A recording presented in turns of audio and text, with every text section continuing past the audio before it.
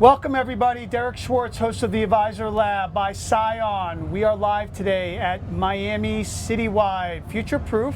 Our guest today is Shannon Spotswood, CEO of RFG Advisory. Welcome, Shannon. Thank you so much. It's great to be here. I mean, on the beach, what could be better? I know. How much are you guys enjoying this event? Is this the first one you've done, or you've been doing these for a while? This is my second. So I was out in LA in the fall of last year, which was the first time I'd been to a Future Proof event. And I mean, it's phenomenal. So I saw you were made CEO last July. Correct. Congratulations. Thank you. And I love that in your bio you started reading the journal when you were a little girl. That's right. So I want to ask you, the first thing I saw was Animal Spirits. They were doing their show, Ben and Mike, and they brought up the piece about women in wealth and how women are going to inherit like 86% of the wealth transfer. And the question that was put to Mike, who was half listening, was, is the private wealth channel ready? Now, it's a pretty broad question, right, but what are your thoughts on that? Is the private wealth channel ready for all these women to be managing this money and inheriting this money? I think, I will start by just saying it's an incredible time for our industry and for our profession. There is no doubt that we are living in a bull market for advice, and these next 9 to 10 years represent one of the greatest moments in terms of building enterprise value, driving growth in your firm, and it's all going to be on the back of serving more clients. So specifically to your point, it's 67% of wealth in this country will be in the hands of women by the year 2030. Women are already making 90% of household buying decisions. They hold 51% of management or higher jobs.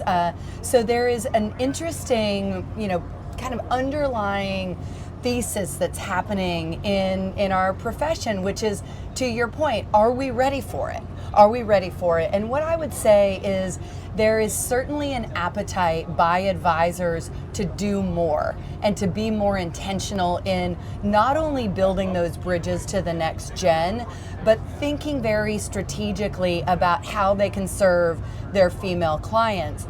And there's an underlying business case for this, and I will share with you, and it's really fascinating. About 56% of women say that they need to work with a financial advisor in order to meet their financial goals. Around that same percentage say that they have a high degree of trust in their financial advisor. There is data that recently came out from McKinsey that points to 30% of clients are willing to pay 100 basis points more for holistic life planning, and women refer 5 times at the rate of men. So when you pull all of that together, 67% of wealth in this country by the year 2030. Women want to work with a financial advisor more than the majority. They believe that they're going to accomplish their goals as a result. They place a high degree of trust. They're willing to pay more, and they refer 5 times faster. You're insane if you're an advisor and you're not thinking strategically about how to communicate your values in a way that resonate with your female clients and your future female clients. I don't know what the statistics are, but it does seem this is a male-dominated industry. We can agree on that. And all of this money and wealth, and you have all these advisors who listen to our podcast. How do they get women to come into this practice more?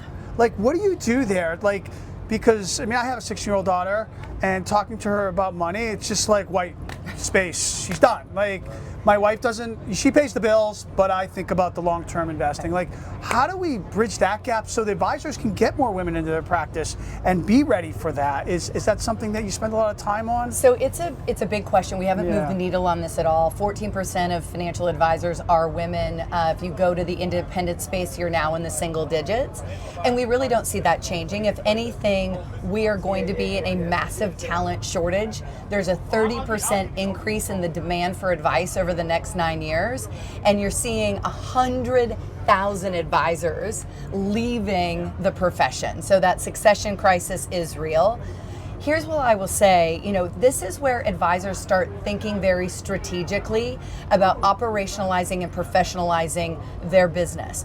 They're going to have to be in a position to serve more families and to serve a greater number of clients along that multi-generational wealth spectrum.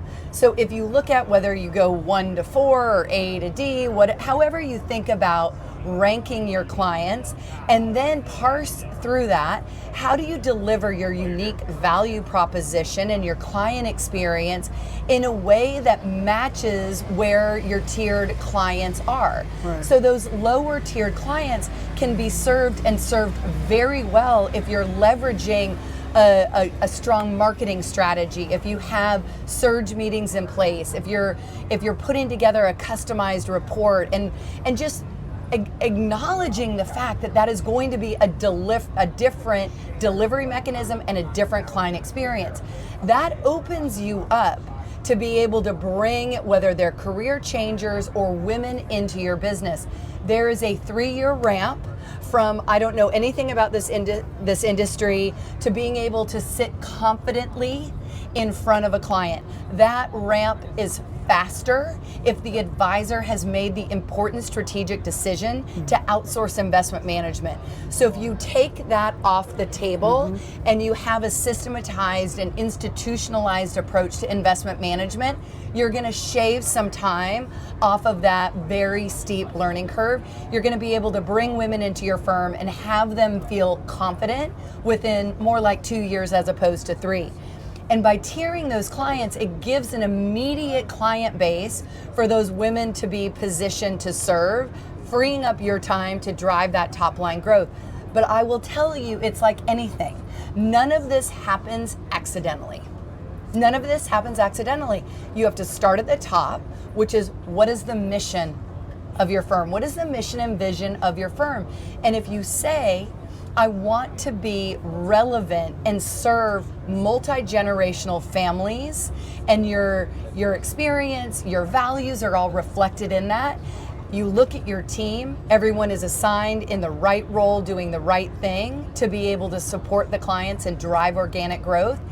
Then you're able to make a business decision of, can we carry a salary that will allow a female advisor to ramp into our business?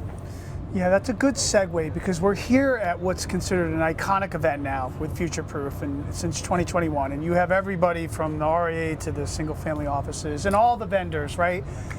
RFG Advisory, immensely successful. I saw you posted your summer summit thing in Miami Beach, the list of supporters, the who's, the Charles Schwabs, and everyone in between. The success that you've had in such a competitive environment.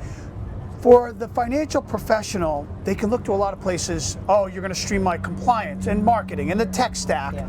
Like, do you feel there's a certain way that you've been able to approach it that's allowed you to stand out as a firm that's a real place for advisors to put their business? Well, thank you so much for that question. Last week we hosted our annual advisor growth retreat here on Miami Beach. Yeah. It was our biggest one yet. To your point, we're so grateful for the support we have from sponsors.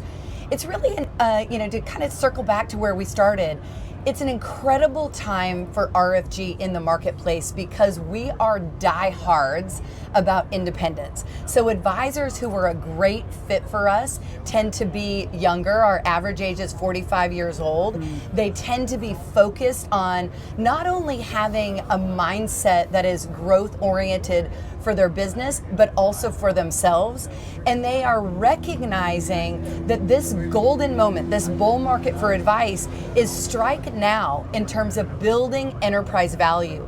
So for RFG, we're attracting those advisors who are thinking, I want to build a business of appreciating value over the next 10 years, over the next 20 years. I want to be in a position to do succession planning.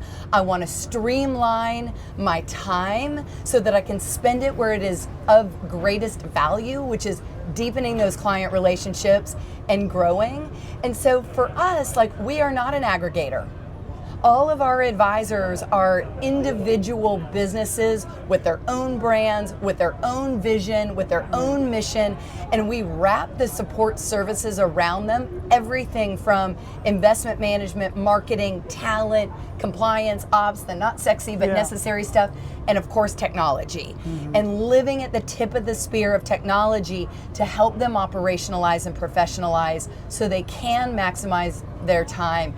And it's only in the last really 18 months where the marketplace used to be more clear about independence, the aggregator model, or independence versus the W-2 model. It's gotten very messy as we've got phenomenal competitors. They've run the gamut. Well, it's like, open up, we're selling watches. You can be independent, you can be W-2 and everything in between. We're not doing that. We stand right there very clearly. Independence is our DNA. It's why we exist. And our advisors are passionate about building their business. I think that sums up your success, because I think those are the things being lost. One, the tech and the AI, and people are devaluing the human importance, and that is something you're putting on the pedestal. This stuff exists to allow you to be deeper with your relationship. And then the other part is letting them continue to have their independence and their own identity. This was amazing. I can't wait to have you on for a full show. Let's do it. Thank you so much for coming by. Enjoy the rest of the festival. Can we do it at the beach? We can. Let's pick one. Thanks again. Thank you. This video is for informational purposes only and should not be considered or relied upon as investment advice. It may not be copied, quoted, or referenced without Scion Investment's prior written consent.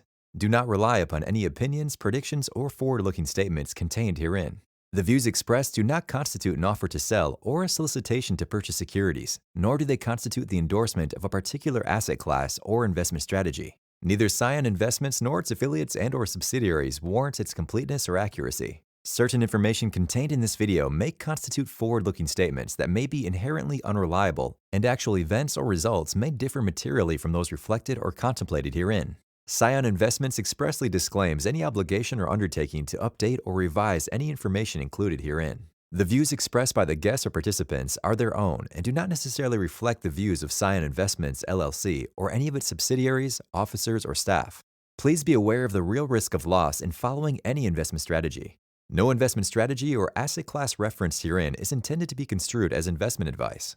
You should make an independent, informed decision regarding any investments or strategies only after reviewing all relevant offering or disclosure documentation with your financial professional, and after considering your objectives, risk tolerance, and best interest before making any investment in any financial product.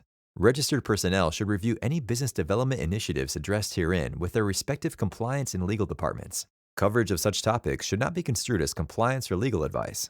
It is at the discretion of each respective firm if such practices are consistent with firm policies and procedures.